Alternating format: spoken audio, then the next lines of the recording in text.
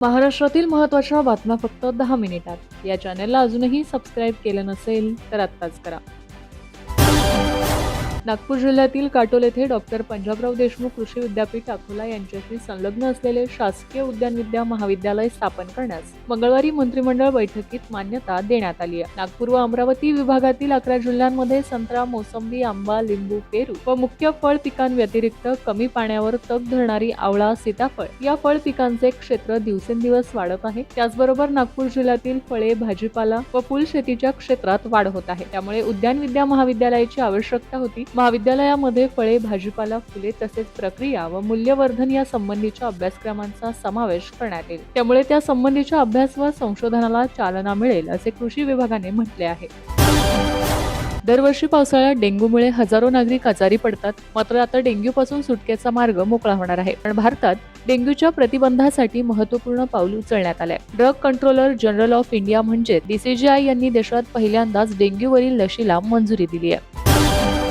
राष्ट्रीय आपत्ती प्रतिसाद दल NDRFला पुणे जिल्ह्यातील मावळ तालुक्यात 3 हेक्टर जमीन देण्यास मंजुरी देण्यात आली आहे. संदुबरे येथील गायरानातील 3 हेक्टर जमीन NDRFला बाजारभावाने देण्यास मान्यता देण्यात आली होती. त्यावर या संस्थेने जनहित तथा राष्ट्रीय महत्त्व या कारणास्तव संस्थेस ही जमीन विनामूल्य मिळावी अशी मागणी केली होती. या जमिनीवर NDRFचा कायमस्वरूपी तळ उभारण्यात येणार आहे, जिथे आपत्ती व्यवस्थापनाच्या विविध प्रशिक्षणांसह विविध स्वरूपाच्या आपत्तींवर मात करण्याची ही कृती दले तैनात राहणार आहेत. मोझरी येथील अखिल भारतीय श्री गुरुदेव सेवा मंडळ यांच्या नागपूरमधील सुभाष रोड जागेच्या भाडेपट्ट्याच्या नूतनीकरणावरील मुद्रांक शुल्क माफ करण्यास मंत्रिमंडळ बैठकीत मान्यता देण्यात आली आहे. लोकायुक्त कार्यालयातील 143 पदांच्या सुधारित आकृतीबंधास मुख्यमंत्री देवेंद्र फडणवीस यांच्या अध्यक्षतेखाली पार पडलेल्या मंत्रिमंडळ बैठकीत मान्यता देण्यात आली आहे. आजपासून राज्यात पावसाचा जोर वाढण्याची शक्यता असून हवामान विभागाने अनेक जिल्ह्यांसाठी इशारा जारी केलाय. पुणे जिल्ह्यातील घाटमाथा परिसरासाठी अतिमुसळधार पावसाचा रेड अलर्ट जारी करण्यात आलाय. मुंबई, ठाणे, पालघर, रायगड, रत्नागिरी, नाशिक आणि कोल्हापूरच्या घाटमाथा भागांसाठी ऑरेंज अलर्ट देण्यात आलाय. या ठिकाणी मुसळधार ते अतिमुसळधार पावसाची शक्यता वर्तवण्यात आली आहे. याशिवाय विदर्भातील अनेक भागांमध्ये देखील जोरदार पावसाचा इशारा देण्यात आलाय.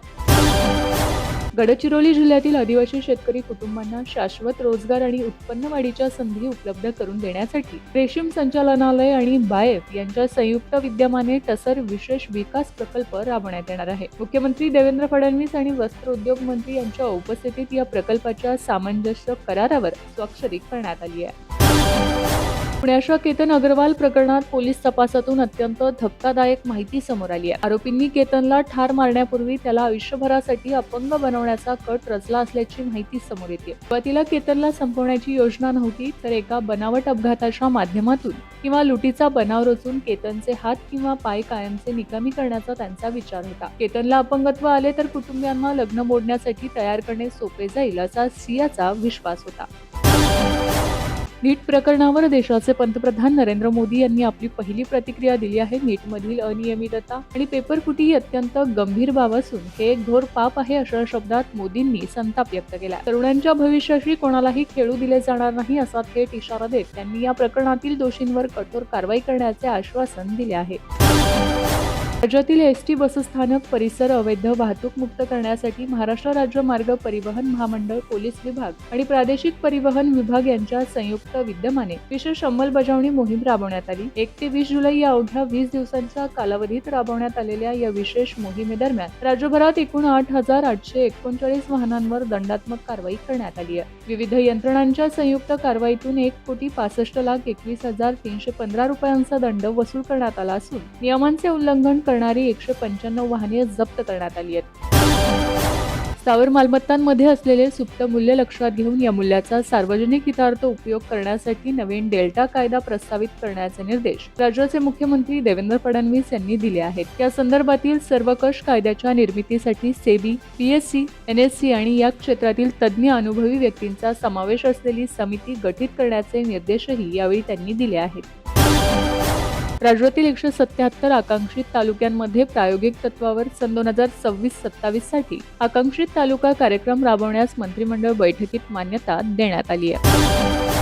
राज्य सरकारने पुण्यश्लोक अहिल्यादेवी होळकर कर्जमाफी योजना जाहीर केली. या योजनेअंतर्गत राज्यातील अंदाजे 56 लाख शेतकऱ्यांना 36,585 कोटी रुपयांचा लाभ मिळणार असल्याची माहिती आहे. यातच पुण्यश्लोक अहिल्यादेवी होळकर शेतकरी कर्जमाफी योजनेची प्राथमिक यादी आजच जाहीर करू, अशी माहिती राज्याचे कृषी मंत्री दत्तात्रय भरणे यांनी दिली. यानंतर शेतकऱ्यांना या कर्जमाफीच्या यादीची प्रतीक्षा आहे. याच पार्श्वभूमीवर आज पुण्यश्लोक अहिल्यादेवी होळकर कर्जमाफी योजनेची प्राथमिक यादी जाहीर होणार असल्याची माहिती आहे.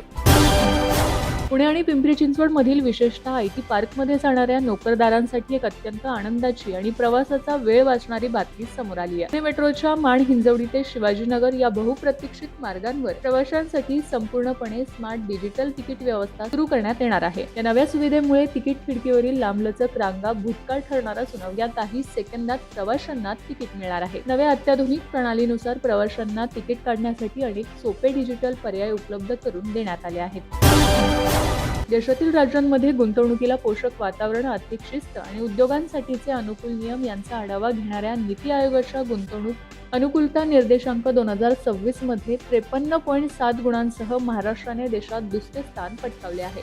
नीती आयोगाने नुकत्याच जाहीर केलेल्या या अहवालात मोठ्या राज्यांच्या श्रेणीसह देशाच्या एकूण क्रमवारीतही महाराष्ट्राने आपली आघाडी सिद्ध केली आहे.